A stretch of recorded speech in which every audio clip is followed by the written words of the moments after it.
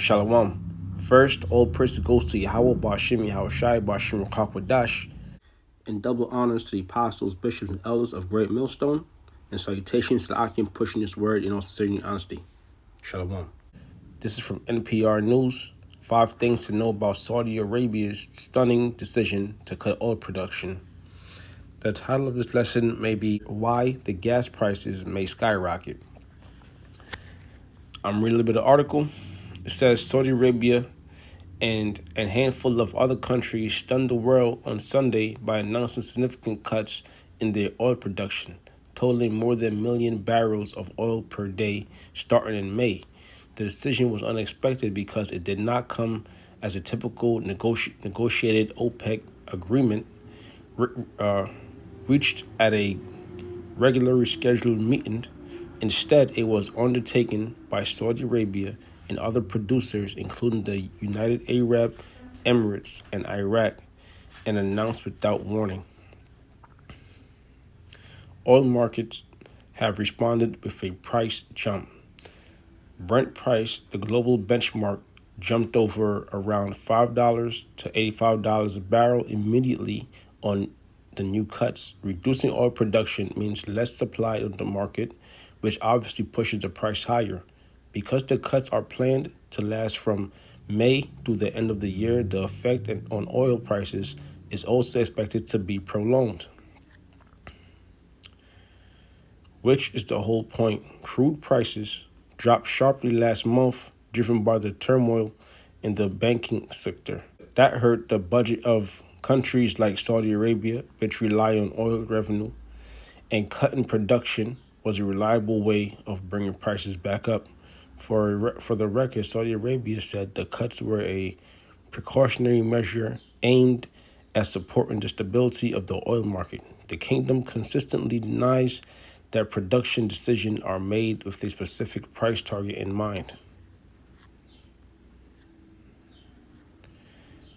Gasoline prices are expected to go up too. Crude oil prices are a major driver of gasoline prices. So as the price of oil goes up, gasoline prices often follow, delayed by days or weeks. That's what happened last year when the oil prices surged, sending the national average price for gasoline to a record of as much as $5 per gallon. Prices had come down significantly since then to $3.50 per gallon, according to AAA.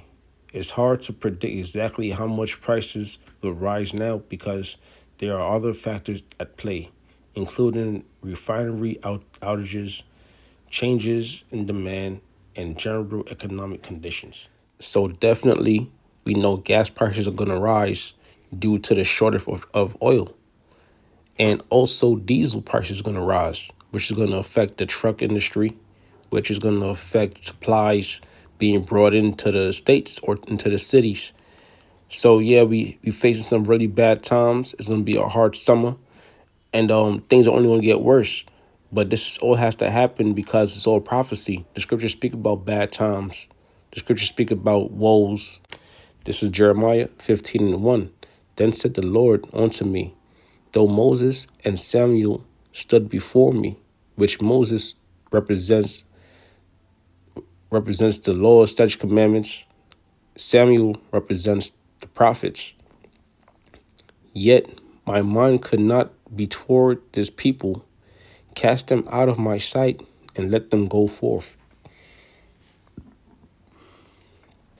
So the Lord said, though Moses and Samuel stood before him, 2 great men that did his works, he said he's going to cast Israel out of his sight.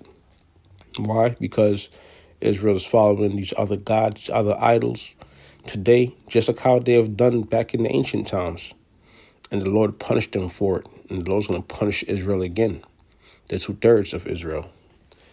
And it shall come to pass, if they say unto thee, whither shall we go forth? Then thou shalt tell them, thus saith the Lord, such as for death to death, and such as for the sword to the sword, and such as for the famine to the famine, and such as are for the captivity to captivity. Okay, so the Lord's gonna bring that sword, which that modern day sword would be the gun. Okay, it says such as for death to death. Now, people gonna die in multiple ways, and such as for the sword to the sword, and such as for the famine to the famine, which famines are happening now. But if there's gonna be a lack on gas or diesel, then famine's gonna definitely increase. Death is gonna definitely increase. It's to the point where death has become a common thing. Someone dies and no one really flinches an eyebrow. All right, so more death is gonna come. The sword, which the sword is the gun, which we see the guns have been advancing, you know. So all these basically is gonna make up the day of the Lord.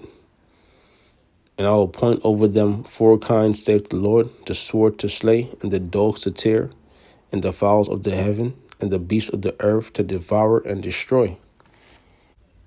This is 1 Thessalonians 5:3. For when they shall say peace and safety, then sudden destruction cometh upon them. And the people are saying peace and safety. The people want nothing but peace and safety, especially the 2/3 of so-called Negroes, Latinos, Native Americans, who are the Israelites. 2/3 of you, the ones ain't gonna make it. You put your trust in Esau, your trust in these governments, and you want peace and safety. You don't want a war. You don't want America to be destroyed. All right? Because you didn't want the Lord to come back. Ultimately, you trust in their gods, which is who? Jesus Christ, which is nothing but a man. It says, for when they shall say peace and safety, then sudden destruction cometh upon them, as travail upon a woman with child. So this sudden destruction that comes upon them as travail as travail upon a woman with child. It's going into the famines. It's going into the pestilence. It's going into the sword. Okay. Now, if the gas price jumps up and you can't afford to pay your gas, then what's the point in having a truck? What's the point in having a brand new car if you're gonna be walking or taking the bus? Now, if the MTA can get their hands on diesel or gas fuel, what then? Okay. For when they shall say peace and safety, then sudden destruction cometh upon them, as travail upon a woman with child. Right, when that woman goes into labor, the labor pains, it happens at a sudden. All right. So these things are gonna happen at a sudden. You might hear about it one week, and the next week, it's happening. Like the gas price going up. Like wars and rumors of wars. All right. Like the train derailments. Okay. These are some of the things that are happening today. And they shall not escape. Because it's not meant for 2/3 to escape. Okay. If you live in America, you will be destroyed by way of nuclear missiles. And it's not meant for you to escape unless you're part of the elect. It says, but ye brethren are not in darkness, that the day should overtake you as a thief. What day? The day of the Lord. And who is not in darkness? The elect, the one sighing and crying. Why? Because you're watching the times, that the day should overtake you as a thief. Ye are all children of light, and the children of the day. We are not of the night, nor of darkness. Isaiah 30:10.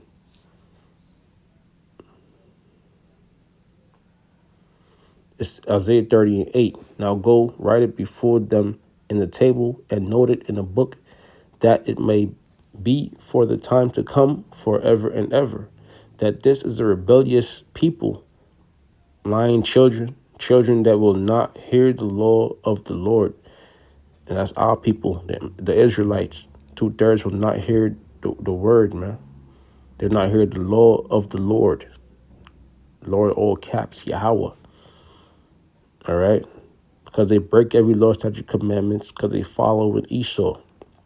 Which say to the seers, see not, and to the prophets, prophesy not unto us right things, speak unto us smooth things, prophesy deceit.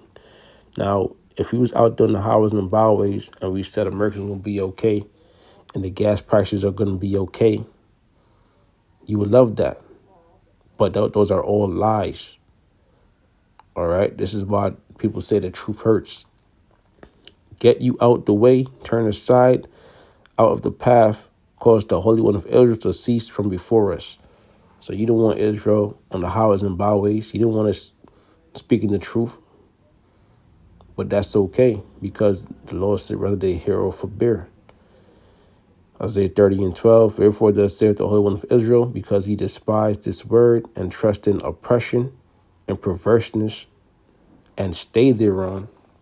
Yeah, perverseness, which that's Esau. Esau is the father of perverseness.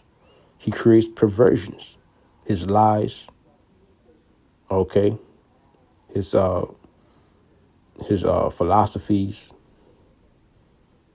his democracy. It's all perverseness.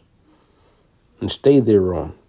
Therefore, this iniquity shall be to you as a breach ready to fall, swelling out in a high wall, whose breaking cometh suddenly at an instant.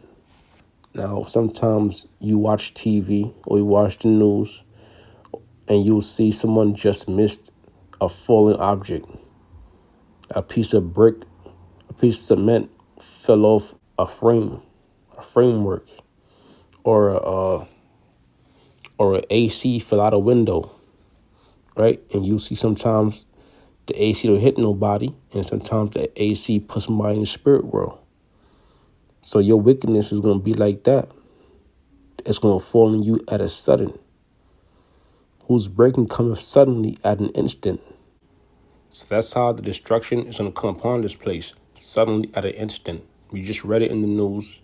Now you might see effects taking place next month or whenever, or next week, but you probably won't see it coming, because a lot of our people do not have their eyes on the news. They're not watching for the prophecies. They're dwelling in folly. They're dwelling in darkness, spiritually dead. So a lot of these things going to take place. It's going to catch them off guard, and it's going to be to their judgment. And with that, I want to say all praise goes to Yahweh Bashim Yahweh Shai Bashim Chakwadash. Double honor to the apostles, bishops, elders, grand millstone, and salutations that I can push in this word in all sincerity and honesty. Shalom.